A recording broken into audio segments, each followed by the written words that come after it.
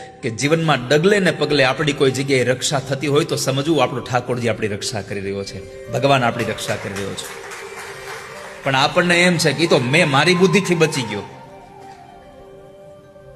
આપણે આપણી બુદ્ધિથી ક્યાંય બચી એમ છીએ જ નહીં. આપણે તો આપણી બુદ્ધિથી હલવાઈ જાય છે.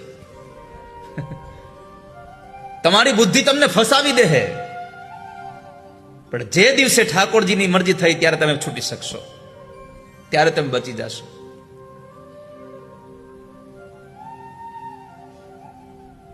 એક્સિડન્ટ થયું હોય ત્યારે તમે કોઈ દી એમ કીધું એ તો મેં ટાઈમે બ્રેક મારી દીધી એટલે બચી ગયા? એ તો કેવલ મારા પ્રભુએ કૃપા કરીને અમે બચી ગયા.